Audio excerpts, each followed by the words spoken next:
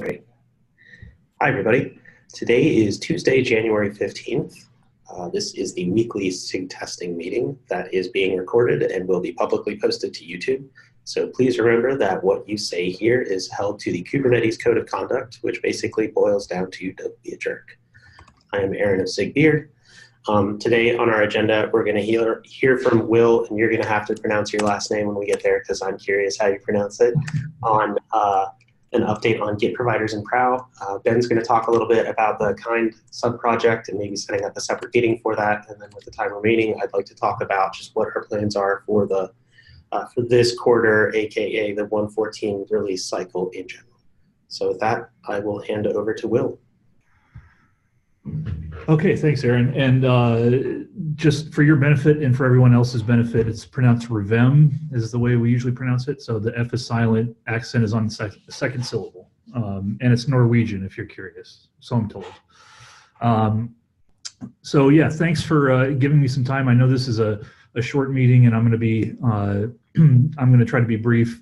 I have a few slides, very few slides, really just intended to kind of summarize some of the work and thinking that I've been doing around this and to sort of present my ideas to all of you folks and give you a chance to give me your thoughts and feedback. I know I've gotten some feedback on previous calls and in Slack, and I really appreciate that. It's all been very helpful and very encouraging. And I just want to, so I kind of wanted to get a little bit more in depth into that before I continue working on this stuff. So let's see here. I'm going to try and share my screen. Okay. Let's do this. Okay. Okay, can everyone see my slides? Yes. Thumbs up and heads nodding. Okay. Let's see. So the name of this sub-project of Prow, if you like, is called Scallywag. I initially kind of toyed with the name Idiotes, which is a rough translation into Greek of Git. But I decided against that because I know there's kind of this tradition of going with a nautical name. So I tried to think of what was a nautical way of calling somebody. You know, Git is British slang. If you're not familiar, Git is British slang. It's kind of an insult. So I thought, what's the equivalent kind of nautical insult? And scallywag seemed appropriate. Anyway, not married to that. If anybody has better ideas, but it just seemed kind of catchy and fun. So. And I see I'm getting some laughs, so I'll take that as a good sign. GitHub is good. I'm sure I don't need to tell you folks that, especially if you've been working on Prow. Prow is very much, centered on GitHub. But there's been some talk. I've heard in some of the past conversations before I kind of became a part of this conversation. On some past calls, you folks have talked about supporting other Git providers, and when I brought it up, it seems like there is an appetite for this. My interest in doing this is that I work for a company called CloudBees, and I work primarily on Jenkins X, which I take it some of you are familiar with. And I won't get into what Jenkins X is, just for now, for our purposes here, know that we're using Prow for something that we're calling serverless Jenkins. But essentially Prow is an essential component of that. And so what we would like is for Prow to be, flexible enough to support other Git providers besides just GitHub. Not because GitHub is bad, but just because people use other stuff, and it would be nice to be flexible. So that could include GitHub Enterprise, which is an obvious first choice. Bitbucket server, GitLab, and then the world of Gogs and Git and whatever, whatever other Git provider is your favorite. So, Scallywag is what is sort of a thing I've created to kind of to answer this problem. So the idea right now, every Git action that Prow performs is very tightly coupled to GitHub. Now there is a little bit of abstraction in that there's like a there are some methods you can invoke, like update issue, which kind of abstracts away the mechanics of connecting to the GitHub API and updating an issue, for example. But it's not generic enough to just plug in a different Git provider. So the idea is that we have a freestanding, highly available service, gRPC server, that implements some well-defined interface of Git commands. So this could be things like, create issue, update pull requests, create pull requests, whatever that is, are the kinds of things that Prow does. And really, what the goal here would be to completely rip out all of the Git provider specific logic, so that all other components of Prow that want to do Git operations, all they have to know is, I just want to update an issue. Here's the update I want to make. Here's some data about the issue that's very generic, that's not specific to the Git provider, and to kind of build a set of abstractions and actions that allow us to to invoke this interface that will then go and just use whatever Git provider is configured to use it. So, and the idea here is that if we use gRPC, we can actually define that interface and in these .proto files, and then we could sort of have like my initial idea was that there would be kind of like a kitchen sink Git provider that supports GitHub and GitHub Enterprise and Bitbucket and GitLab, or whatever else makes sense, whatever folks want. But then if there is other stuff that folks want to support, they could take these protobuf files and just generate their own server and kind of implement it however they want. And so I've been just doing some initial prototyping on my my fork of the test infra repo. I've also been working a little bit on kind of pulling some of the, we have a lot of this generic Git provider logic in Jenkins X, and I'm actually working on pulling that out into an external library that could be used by Jenkins X and Prow and whoever else wanted to. But basically, it would just be a set of implementations of a generic Git interface. So there will be, in this Go Gits repo, there will be implementations for GitHub and GitLab, et cetera. So the kind of specific implementations that could be used by an implementation of Scallywag, for example. So if you're interested, here's my info, including links to these repos. I'm happy to share this deck. And this is really the end of it. It's just 4 slides. So, and let's see, still 10 minutes in. Okay, so that's kind of what I have. Again, like I said, I wanted to keep it short. I kind of wanted to just let you folks know what I was doing and get some thoughts. So if there are any questions, comments, snide remarks, let me have it. I just want to say, this seems really interesting. You will definitely want to get Cole and Steve to look over this in particular. Okay, great.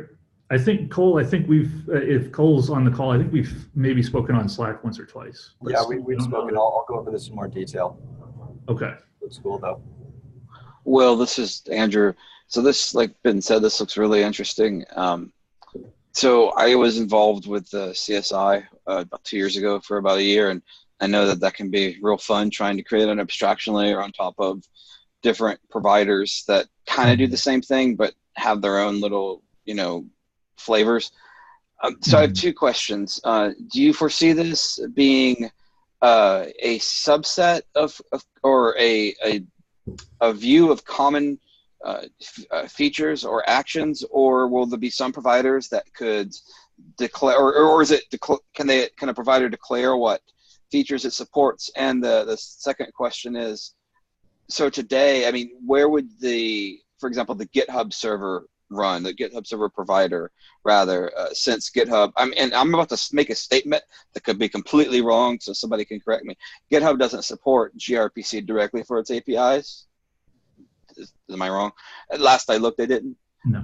And so if this is a sort of an abstraction layer, sort of middleware, and unfortunately, middleware seems to be my life for about 10 years now. If this is middleware, where is that? Do you see that running along for at least GitHub alongside the singular prow instance for the primary one?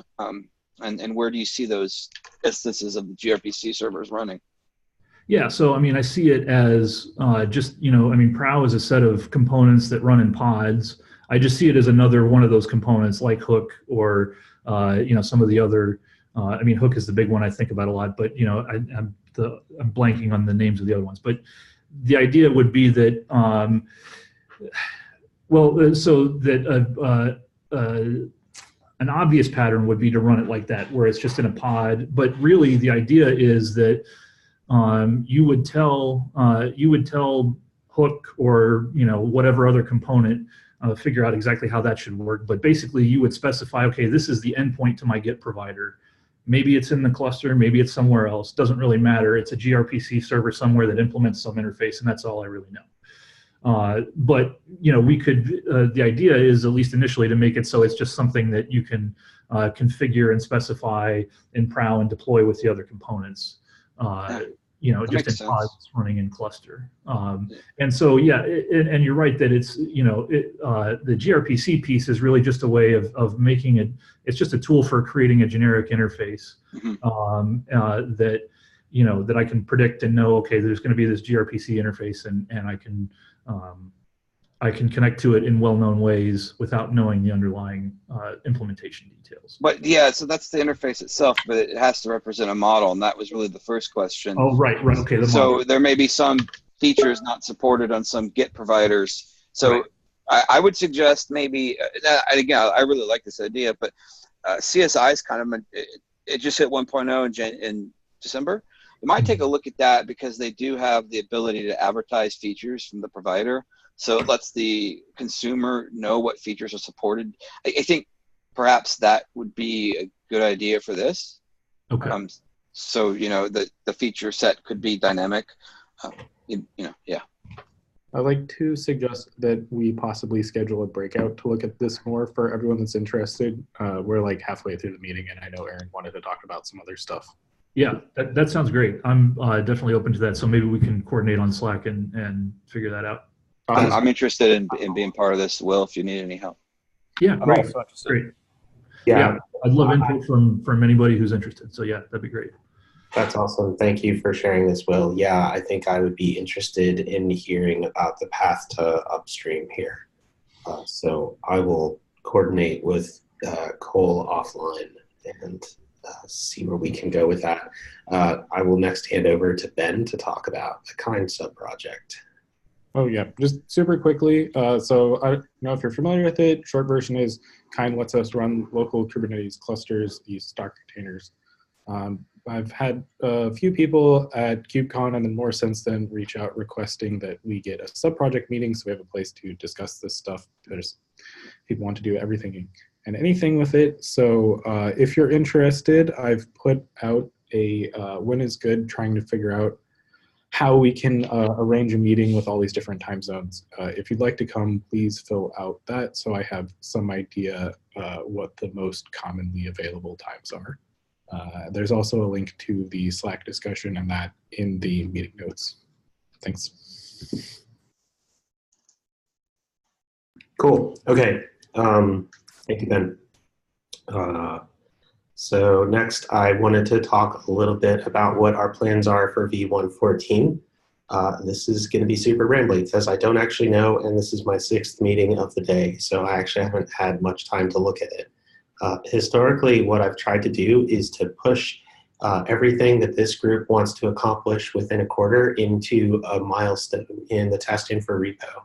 Now that Kind is branching out into its own sub-project, I'm going to have to go take a look at Kind as well, just to sort of understand there's like what Kind is going to try and do within 114, and then what we as SIG want to like utilize Kind for. I know there have been discussion of like moving Kind to a pre-submit and doing potentially making that pre-submit blocking, although we probably want to quantify what merge blocking criteria should be for pre-submits, things of that nature.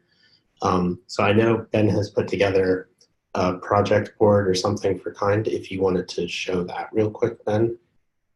Not to put you on the spot. Okay, I'll click it and I'll like do the screen sharing thing. Just Okay, sure, that works.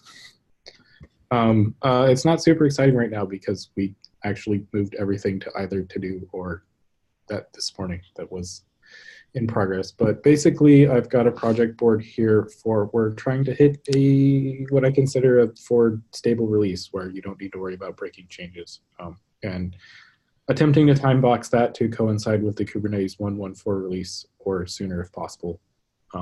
So there's a backlog of issues that seem particularly important for this, and we're starting to triage and get different people working on those. A number of those are also going to close today, but there's still some fairly important ones. Like we'd really like this cycle to sort out automatically publishing a runnable image for every Kubernetes release. We're thinking we might actually need to extend PROW for that so that we can trigger when Git tags are pushed to the Kubernetes repository. Ben, I need to interrupt you for a second. I'm trying to take notes. Did we transition? Is this part of the 1.4 asks or 1.14 asks Aaron, or are we still on?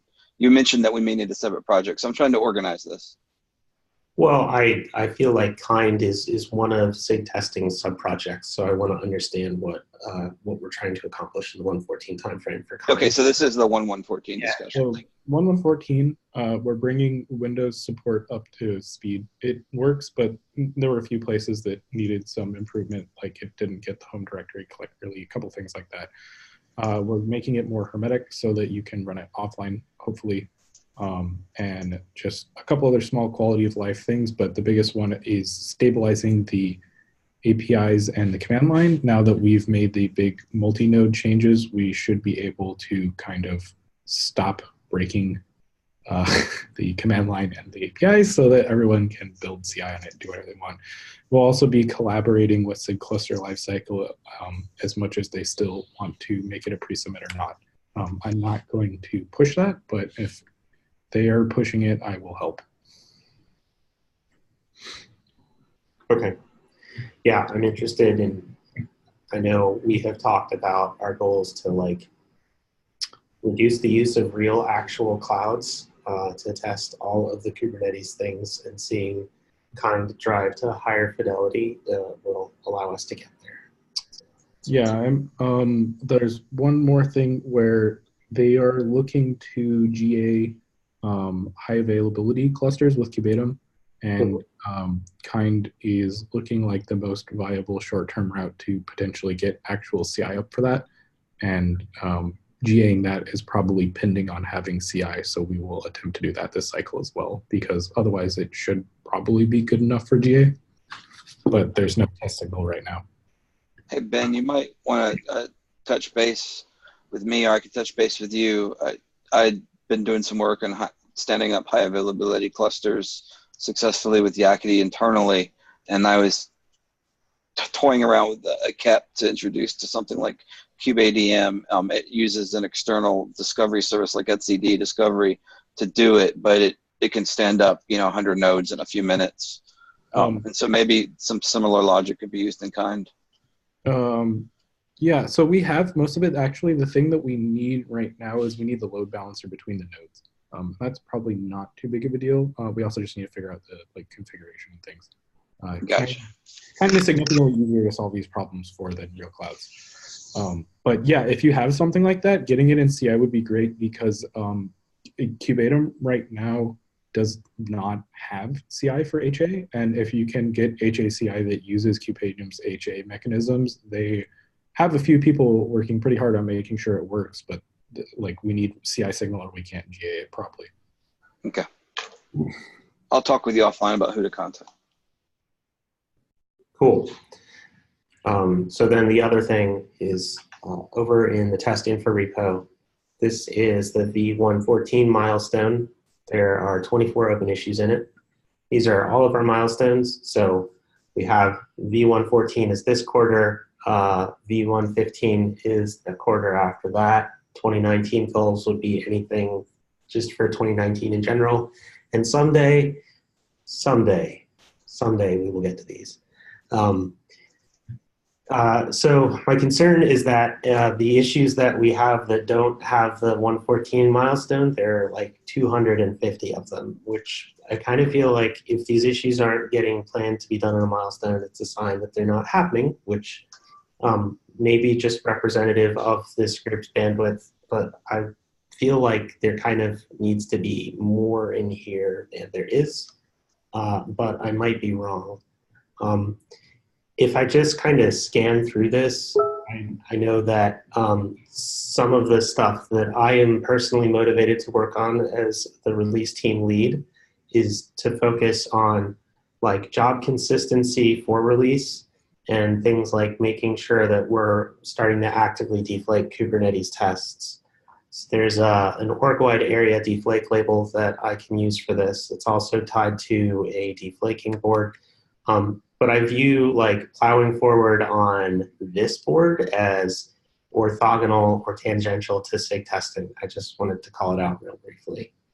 But I do think SIG testing, like we're gonna improve the alert configuration to help out the release team. I'm definitely gonna finally remove any of the jobs that don't spark joy and have been continuously failing for over 400 days at this point. I'm doing it right? And then I think we also have some desires to like improve code coverage. So making sure that Gopherage kind of works as a self-contained binary instead of something that's only runnable via Bazel would be awesome. And there's some generic issue here about improving test coverage in general, which I would measure and increase Kubernetes test coverage, which I would like to enumerate on when I get there. But I know like some other stuff I feel like I've heard about is some improvements to kube tests. So there's this EKS provider, and I think Sen had talked about like a kube test v2 at one point. I think that we probably, there is a conformance image that is built as part of the upstream Kubernetes repository, but it's not built by default. I don't know why. And we don't have a job that continuously runs conformance tests using that conformance image. I would love for us to get to that point. So this is me just sort of trying to reverse engineer what a set of consistent priorities or some kind of narrative based on the issues that we have in here. If people feel like their stuff isn't being represented in here, please add it, because what's going to happen is when it comes time to share with the community like what our plans are, I'm going to be going more or less off of what's in here. Does that make sense to everybody? I'll also throw out there, like, because of my 114 release duties, I've really had very, very little time to dedicate to this. So any and all help appreciated. Aaron, does that mean you're looking for assistance to triage the 250-ish issues not assigned to milestones? Would you? So I will share briefly, and I will go out of screen sharing for this. I have tried over time to see if this group of people can get any better about calling their shots before they take their shots. And I have found it staggeringly difficult to do. And I have actually kind of come to accept that the right stuff generally gets done anyway, but it would still be nice to kind of like call the bigger level shots out first. And so a lot of the 250 open issues that aren't milestoned maybe requests from the community that we just kind of don't have the resources to prioritize, which is maybe why they're not milestoned. Or it's kind of unclear if there's a need to address that particular thing. But I feel like oftentimes many of them are valid requests and they do sound nice, but there are other things that just seem a little more important given the resources that we have. May I suggest, and I don't mind taking this or somebody else can, but either like a Google Sheet or something so we don't impact the issues directly, but just quickly figuring out which issues are X old and dumping them into a bucket, and then all the other issues maybe a ping back to the author to see if they still find this to be important. Because I know Eric has the automation set up that eventually does close out issues or freezes them. I mean, that's effectively what we use FetaBot for, is we let Yeah. FetaBot take care of that for us. Okay, so I guess what I'm asking is, what are you asking? I sense that you need help, right? And so I'm trying to figure out what kind of help do you need. So if I can be the one to help or somebody else can, but I'm not sure I understand exactly the help that you want. I think more like if you're going to be tackling something in 114 and can like put the milestone on the issue and have an issue. Yeah, I think it's that. Okay. So it's like, if you want to know what to work on, taking a look at the 114 milestone and anything that doesn't have a person assigned probably could use some doing, because that's a sign that that's an issue that we as a group have agreed we want to try and get done this quarter, but nobody's actively signed up for it yet. And then, yes, the other thing is, if you're trying to take a shot, it'd be great if you could call the shot. This isn't about trying to impose a bunch of additional friction, but just trying to make it easier to sort of share like what we're planning on doing from a community perspective. Okay, so you don't really want anything to do, you don't really want anyone to triage or do anything with those 250-ish milestone-less issues. You are welcome to go through. There is actually an open issue somewhere that I just kicked out of the milestone. I didn't think issue for issues? It's like it's a meta issue. It's one of our goals would be to one day get below 200 open issues in this repo. So I do from time to time go through and sort issues by least recently updated and see if, to my mind, they still seem applicable or not, just as a way to kind of triage what our workload is. It's whatever makes sense to you. But yeah, I guess I kind of feel like I'm going to go ahead and add the tied action history page, for example. There's a tracking issue for that. I'm going to add that to our 114 milestone because I think Cole's been actively working on that. Yeah, that'll definitely be done this quarter. Yeah, so just things like that. If you know you're working on them, or you notice somebody's working on something, adding it to the milestone will be helpful, because then we can kind of go back real quickly and just see what's in the milestone. And I'm about to lose my room right now because the Google apparently just doesn't have enough meeting rooms in this building. So thank you all for a terrific Tuesday, and I will see you next week. Thanks for taking notes, Andrew. I super appreciate it. No, yeah, if I'm here, I will. Thanks. Bye. All right, thanks.